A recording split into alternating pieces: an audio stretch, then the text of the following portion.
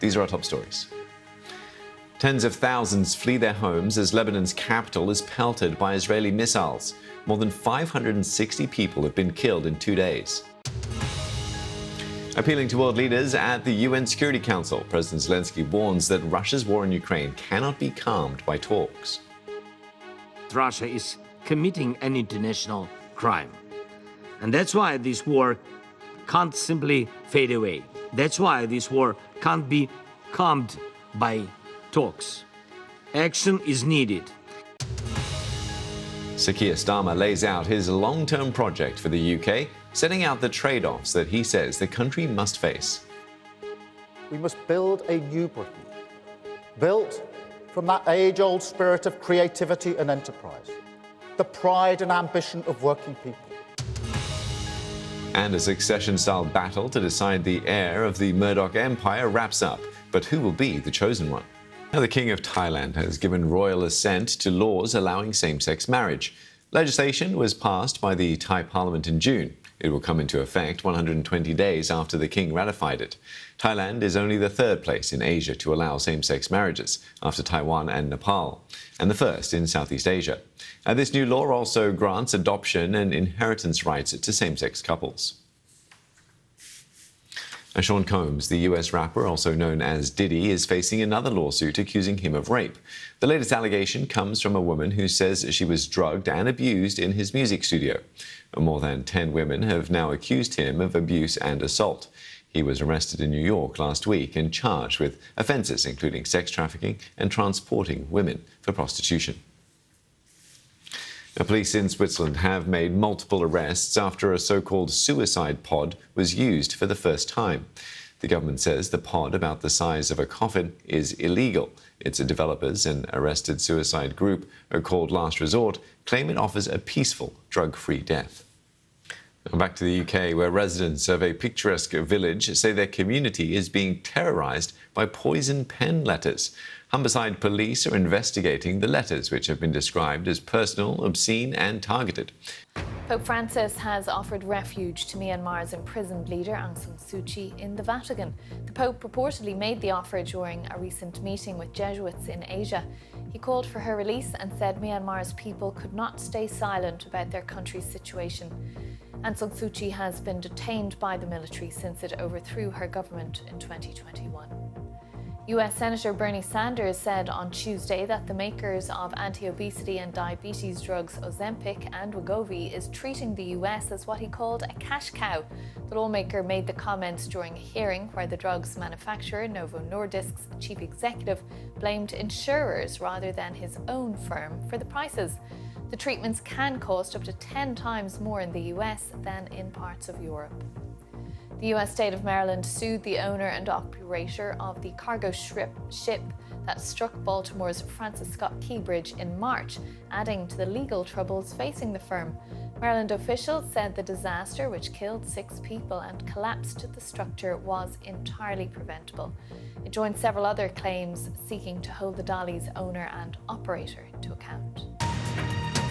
Cybersecurity firm that sparked a global computer crash, grounding thousands of flights around the world and hitting banks, the UK National Health Service and some media, has apologised again during a grilling from the US Congress. Our headlines for you today. After his first conference speech as Prime Minister, Keir Starmer speaks to Breakfast about his first few months in office and tells us he is optimistic about the future, but change will not happen overnight. And that's why I wanted to level with people, because what I don't want to say is we can fix the economy by Christmas, or that the health service will be completely fixed within a year. That is not a fair thing to say to voters.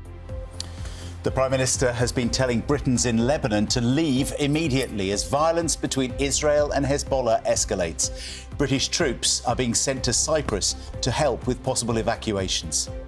As the number of women accusing former Harrods boss of sexual abuse rises, we will speak to survivors live in the studio who will tell us their stories.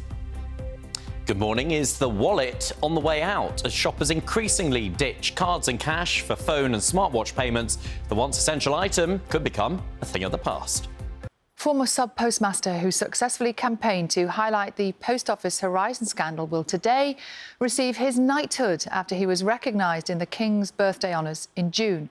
Sir Alan Bates famously took action after more than 900 Post Office colleagues were prosecuted for stealing because of incorrect accounting from a computer system he had repeatedly complained about.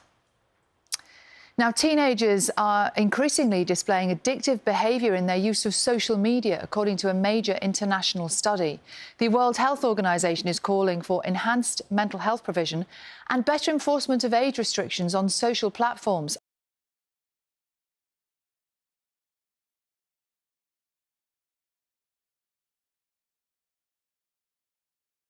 Let's have a look at this morning's newspapers. We're going to start with the Mirror today. Lots of them reacting to the Prime Minister's speech at the Labour Party conference yesterday afternoon. The Mirror saying Sir Keir Starmer plans to lead Britain towards a brighter future by making tough choices. That was very much the theme of his speech, wasn't it? Yeah, absolutely. The Times leading with the Prime Minister's vow to turn up our collar and face the storm, those are his words, as he warns of more tax rises.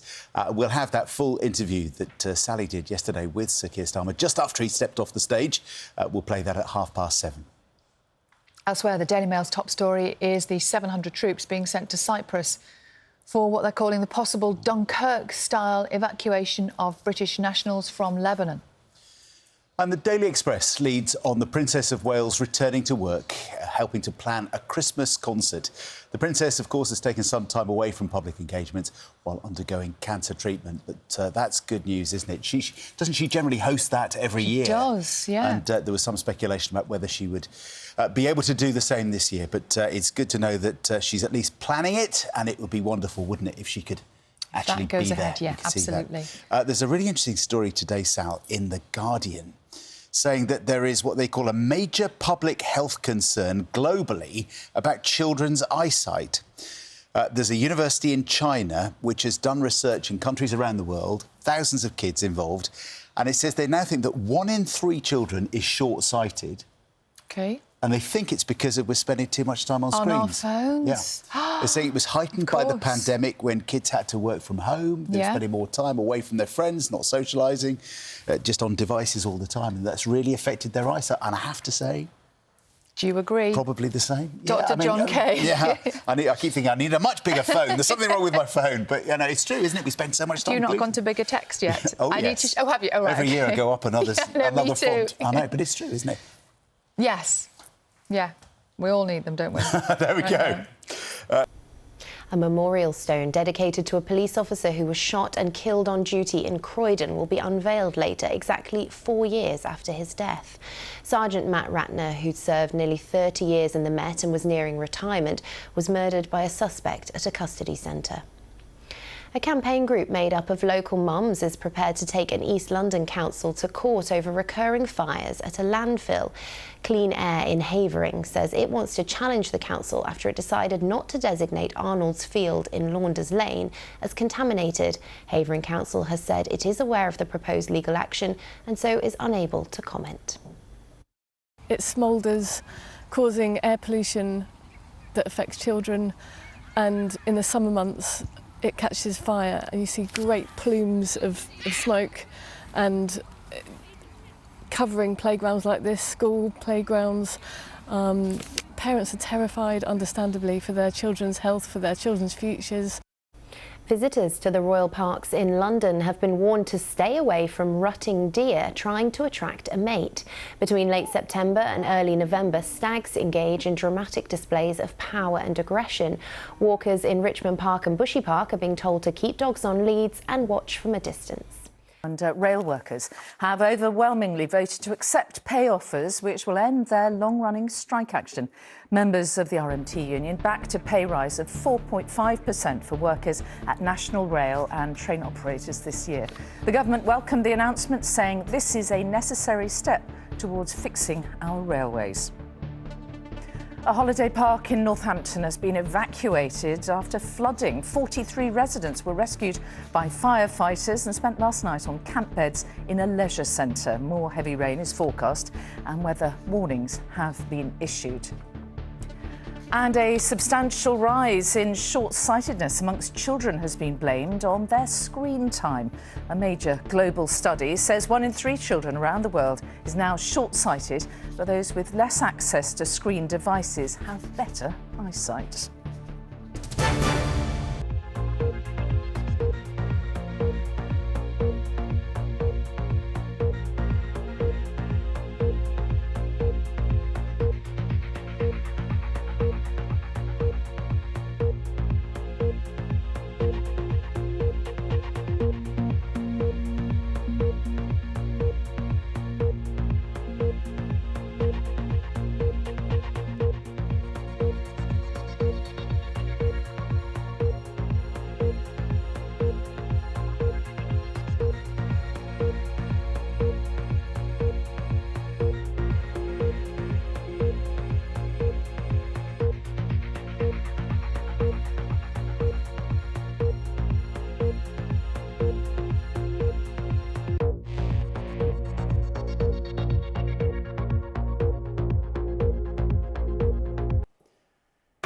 At 6, the head of the Israeli army tells troops to be ready for a possible ground invasion into Lebanon. Israel launches hundreds more airstrikes against Hezbollah today as world leaders meet in New York and try to avert all-out war. We have heard again today just how dire the situation has become. The Security Council must deliver its responsibility for global peace and security. Here in Lebanon, at least 50 people have been killed and more than 200 injured today alone. As thousands of Lebanese families are forced from their homes, UK citizens are told to leave the country. Also tonight, the women accusing the late Mohammed al-Fayed of sexual assault, dozens have now come forward. And we hear from the lucky tourist from Warwickshire who survived a hippo attack in Zambia on the holiday of a lifetime. And in 30 minutes, the landfill site that's caught fire more than 100 times. Locals are fed up and preparing legal action. Some other news now. Barnet Council has urged residents to take more care when recycling their waste after an explosion in one of their bin lorries almost injured workers. The council says the blast was caused by combustible items like gas canisters, batteries and aerosols wrongly being thrown into residential bins.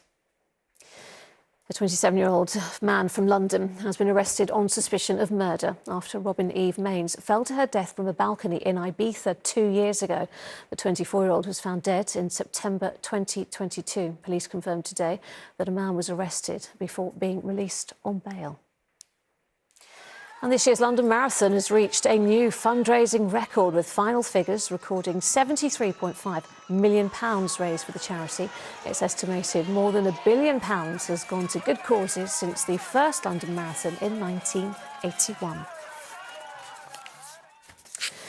Now, there was another bleak warning about the state of London's nighttime economy today, as new figures revealed clubs were closing at an alarming rate.